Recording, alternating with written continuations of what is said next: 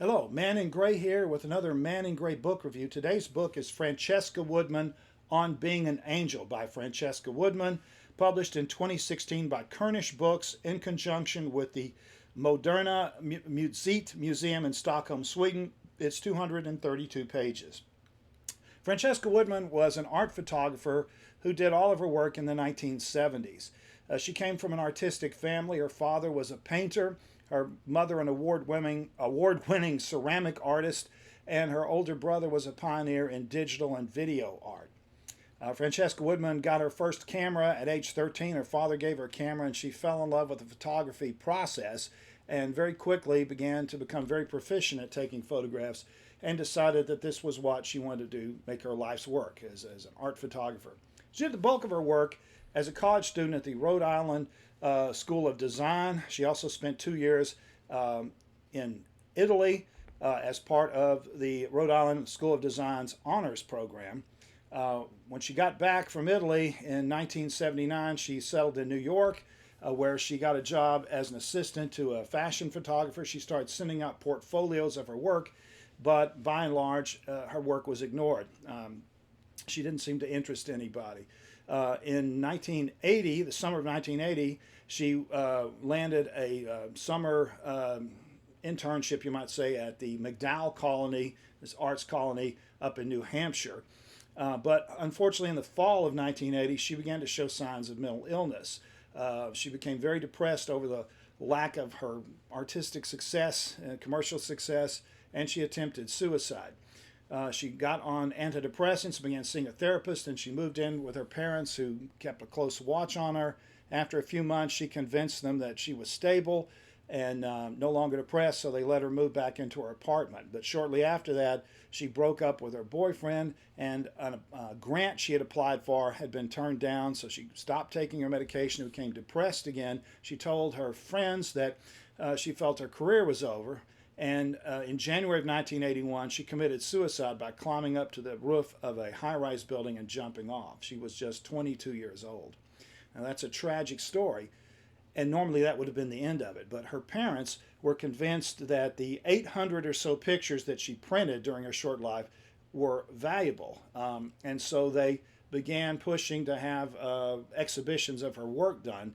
And about 5 years after her death, she had her first posthumous solo exhibition, and it went over very well. Critics were very impressed with her work.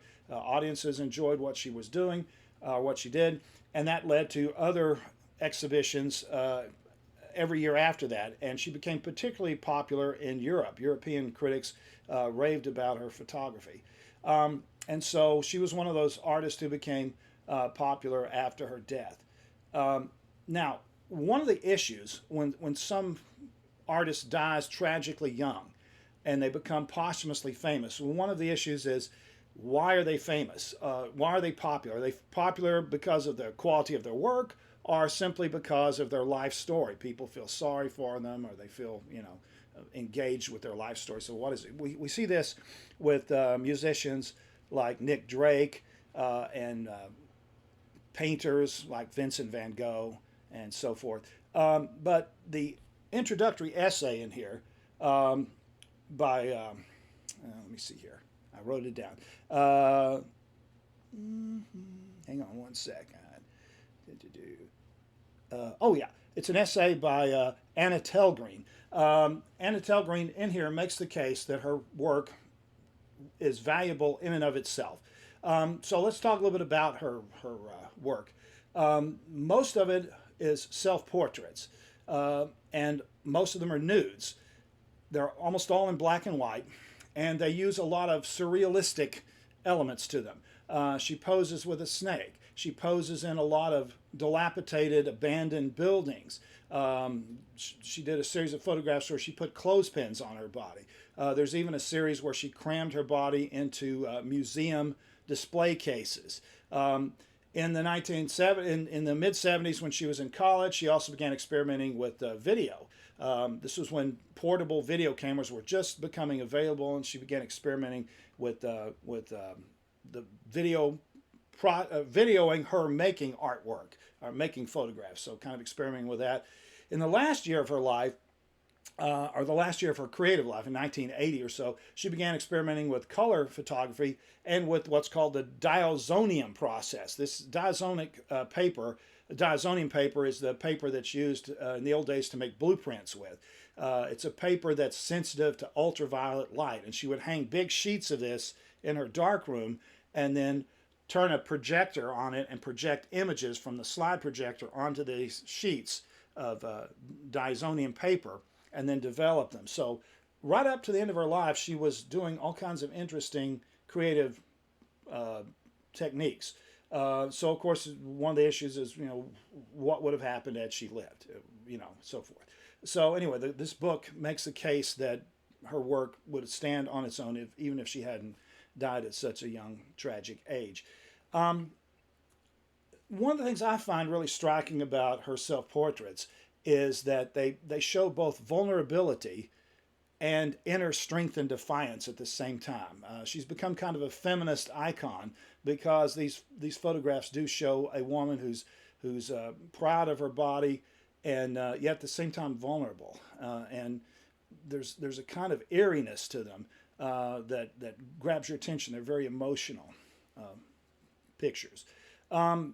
This book contains 105 of her 800 or so printed pictures. So there's been several books about Francesca Woodman that have been issued over the years. This one is one of the most comprehensive. It doesn't really tell you a whole lot about her life story. There's an introductory essay and a foreword, and the rest of it is photographs.